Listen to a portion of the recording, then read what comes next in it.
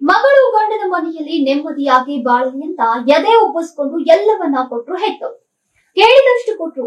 72 ಲಕ್ಷ ಮೌಲ್ಯದ 800 ಗ್ರಾಂ ಚಿನ್ನ, 70 ಲಕ್ಷ ಬೆಲೆಯ ಕಾರು, ಅಂದ್ರೆ ಒಟ್ಟು 2.5 ಕೋಟಿ ಮೌಲ್ಯದ ವರದಕ್ಷಿಣೆ.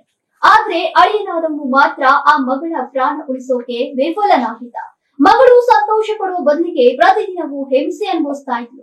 ಪತಿಯ ಮನೆಯವರು ಅವಳ ಬದುಕನ್ನ ನರಕವಾಗಿ ಮಾಡಿದ್ರು. ಕೊನೆಗೆ ಆಕೆ ಹೆಣವಾಗಿ ಹೋದ್ಲು. ಈ ದಾರುಣ ಘಟನೆ ನಡೆದಿದ್ದು ತಮಿಳುನಾಡಿನ ತಿರುಪೂರಿನಲ್ಲಿ.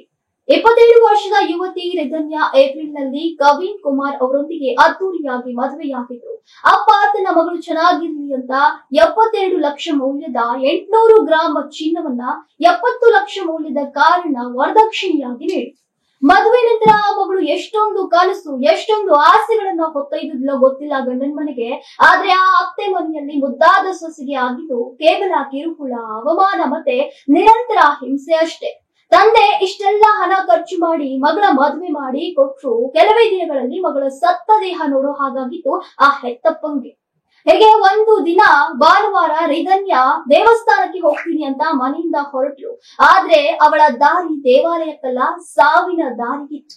ನಡು ರಸ್ತೆಯಲ್ಲಿ ಕಾರು ನಿಲ್ಲಿಸಿ ಅದರಲ್ಲೇ ಕೀಟನಾಶಕವನ್ನ ಸೇವಿಸಿ ತನ್ನ ಜೀವನವನ್ನೇ ತಾನೇ ಕಳೆದುಕೊಂಡ್ಲು. ಅದನ್ನ ಕಂಡಂತಹ ಸ್ಥಳೀಯರು ತಕ್ಷಣ ಪೊಲೀಸರಿಗೆ ಮಾಹಿತಿಯನ್ನ ನೀಡಿದ್ರು. ರಿಧನ್ಯ ಬಾಯಿಯಿಂದ ನೊರೆ ಬರ್ತಾ ಇತ್ತು. ಕೂಡಲೇ ಜಿಲ್ಲಾಸ್ಪತ್ರೆಗೆ ಕರೆದೊಯ್ಯಲಾಯ್ತು. ಆದ್ರೆ ಅಷ್ಟರಲ್ಲೇ ಪ್ರಾಣವನ್ನ ಬಿಟ್ಟಿದ್ರು. ಅಂತಿಮ ಕ್ಷಣಗಳಲ್ಲಿ ತನ್ನ ಅಪ್ಪನಿಗೆ ಕಳಿಸಿರುವಂತಹ 7 ವಾಟ್ಸ್ಆಪ್ ಆಡಿಯೋವನ್ನ ಕಳಿಸಿದ್ರು.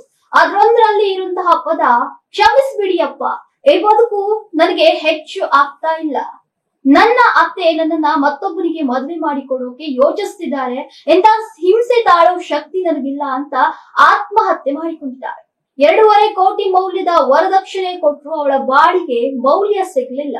ದೇಶದಲ್ಲಿ ವರದಕ್ಷಿಣೆ ಪಿಡುಗು ಕಡಿಮೆಯಾಗಿದೆ ಅಂತ ಹೇಳಲಾಗ್ತಾ ಇದ್ರು. ಇಂತಹ ಪ್ರಕರಣಗಳು ಹೆಚ್ಚು ಹೆಣ್ಣು ಹೆತ್ತವರನ್ನ ಬೆಚ್ಚಿ ಬೀಳಿಸುವಂತೆ ಮಾಡ್ತಾನೆ ಇದೆ. ಸದ್ಯ ಸ್ಥಳೀಯ ಪೊಲೀಸ್ ಠಾಣೆಯಲ್ಲಿ ಈ ಪ್ರಕರಣದ ಬಗ್ಗೆ ದಾಖಲಾಗಿದೆ.